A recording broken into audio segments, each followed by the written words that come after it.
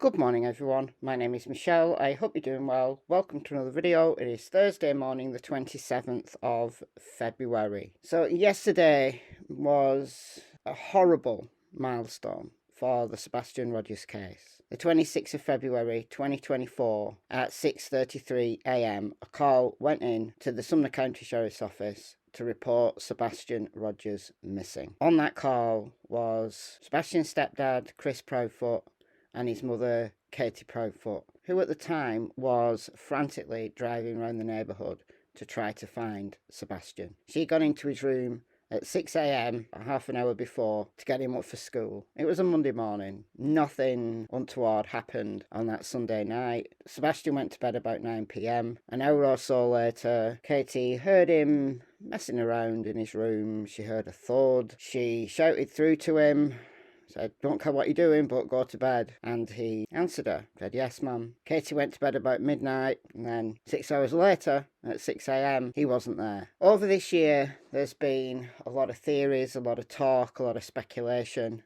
and a lot of drama. We're not talking about the drama in this video. I never talk about the drama anyway. But there are people out there who watch my channel, they come into my chats, and say that they don't need evidence. Don't need evidence. Katie's guilty. They know it. Okay, you don't need evidence because you're so arrogant. You're so arrogant to say that you know better than the evidence. But in this video, I'm going to put a few little clues together because we do know stuff. And for those willing to listen to those clues that are actual facts in the case, it becomes very intriguing. So, if you're prepared to listen to the actual evidence, let's go.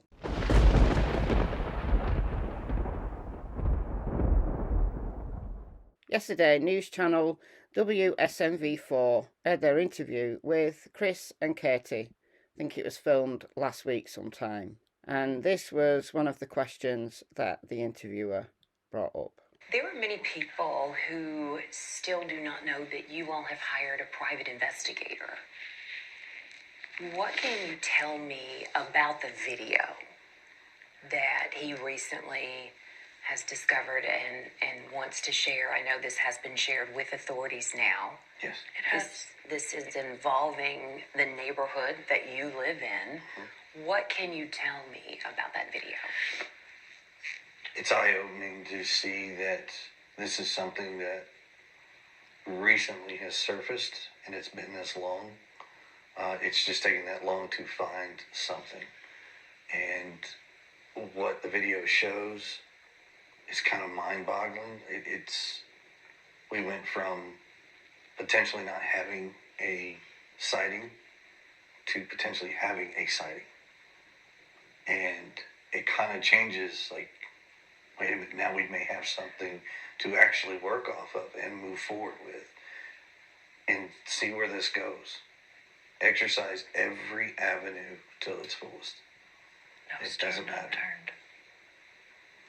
No stone unturned. The video, of course, that they're talking about here is this one. Now, I zoomed in a little bit. This is what PI SF Investigates released.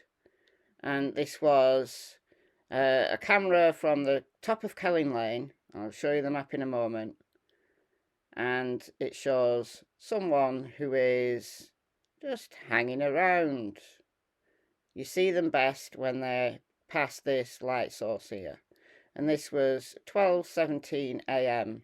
on the 26th of February. So not long after Katie went to bed. And when she went to bed, she assumed that Sebastian was safe and sound in his bedroom.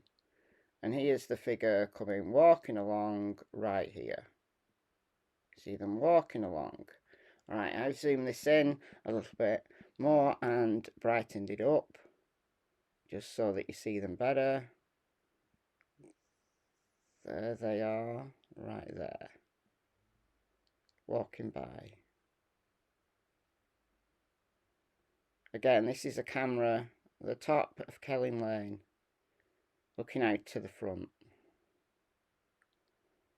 This is slowed down. There they are. And it's obvious how easily missable this is. You know, it looks like it could just be pixels. But no, that is a person. That is absolutely a person walking by. People said this video was fake. WSMV4, who released the video, Steve Fisher gave them the video, they released it. And they were awaiting, at the time they released it, a comment from Sumner County Sheriff's Office. And this is what they said, Sumner County. Law enforcement has had possession of that original video since 72 hours after Sebastian was reported missing. After thoroughly investigating this lead, we determined that it has no relevance to the case. So they're saying that this is not relevant, this is a person just walking by. Okay, well, if you're saying it's got no relevance to the case, then you must know who that person is. You don't have to reveal their identity, but I think it would be much clearer for them to come out and say, yes, we thoroughly investigated that lead, we saw that person, we know who they are, and they have no relevance to the case. It's not Sebastian. But they've not done that. That's their comment. TBI released a statement yesterday noting no press conference from TBI, no press conference from Sumner County, no actual updates in front of cameras where people could ask them questions. It's great that they're giving written stuff. Eric Craddock, the sheriff of Sumner County, is willing to talk to Nick Barris, the reporter from News Channel 5 Nashville. Well, why not just come out and give a press conference so that, you know, people can't accuse Nick Barris of lying, they can't accuse Steve Fisher of lying, it's coming from the horse's mouth. Anyhow, this is the update. Now, I read it yesterday in my live stream, and by the way, I showed the full interview, the full 24 minutes in my live stream last night, so go and check that out. But here, down at the bottom here, we encourage anyone with credible information to provide to the tip line at 1-800-TBI-FIND. Any sightings, tips to TBI at tbi.tn.gov.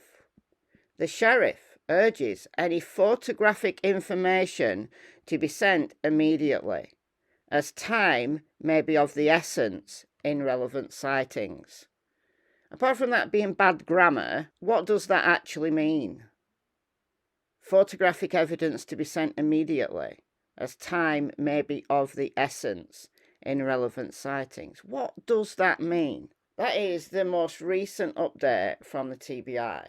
And given that we've got surveillance video being released to the public by Steve Fisher and law enforcement coming out and saying, well, this one has got no relevance to the case. Again, I urge Sumner County TBI to come out and speak in front of the cameras from the horse's mouth. Tell us that you have run down that lead, you've left no stone unturned, and you know who that person is. If not, then I'm going to consider the very distinct possibility that that could be Sebastian. It could be Sebastian. Here's where this camera is, top of Kelling Lane. It's to the front of Kelling, that's the area that you're seeing. And the person is going in the direction of the construction site. So let's do a little timeline here. 12:17 a.m. This person is caught on the camera at the top of Kelling Lane and they head off in this direction towards the construction site. Then at 7:50 a.m. dispatch audio captures this piece of information. Next big track back up, going into the construction site over here back towards the beach. That's one behind you. It's awful muddy. Do you see any footprints, anything? You shouldn't have any shoes on. Negative, this is all dry, hard packed. I do have some footprints over here.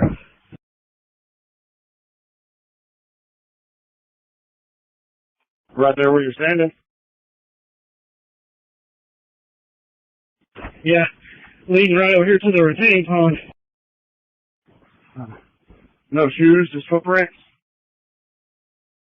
My shoes, but Max went straight into the pond.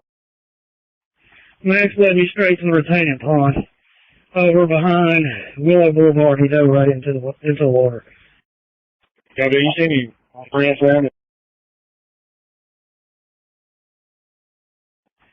There was a few footprints in some of the softer dirt.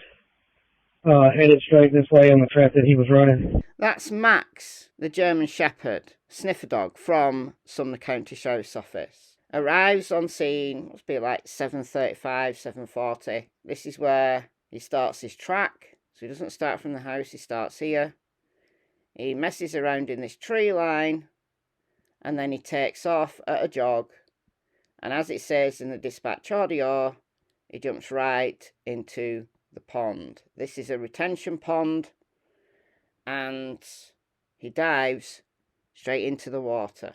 He's not scent specific, but you know, it's a recent scent. Unfortunately, they didn't shut down the construction site, so we don't know how much scent was lost, how many other tracks there could have been. We don't know how much evidence was lost from them not shutting down that construction site. Then, at around 8:30, a bloodhound is caught tracking along here. Same camera, exactly the same camera angle. This bloodhound does this. And I've put this together, 12:17, 8:30. You can see it's exactly the same viewpoint. This one's a bit more zoomed in. You can clearly tell that that is the same camera. So we've got 12:17 a.m. and 8:30 a.m. All right, watch. 12:17 and 8:30.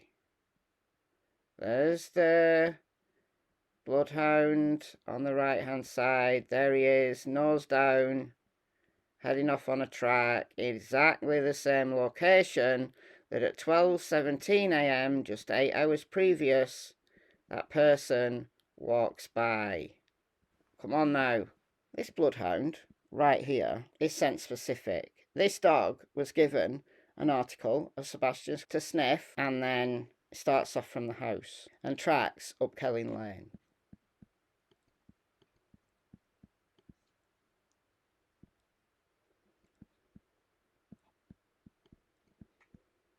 Tracks up Kelling Lane in the direction of the construction site.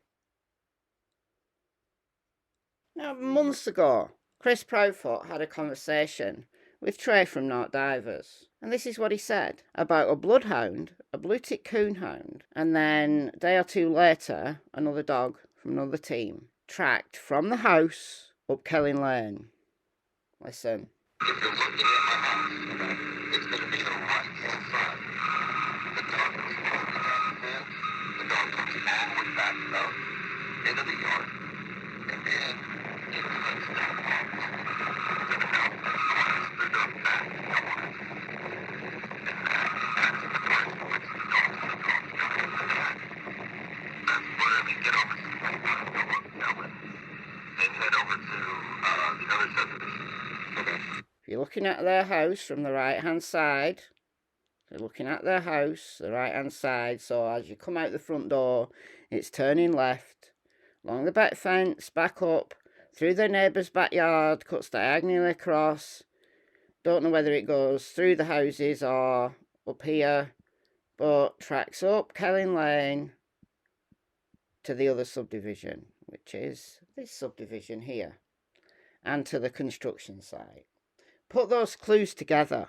The bloodhound at 8:30 is tracking up Kelling Lane in the direction of the construction site. Less than an hour before, Max the German Shepherd started off here, caught a scent, went off at a trot and dived right into the retention pond. Are all of these things just coincidences, or is this something potentially significant? If so, I'd like to hear from law enforcement. I'd like to hear from law enforcement. Wouldn't you? Go-tos.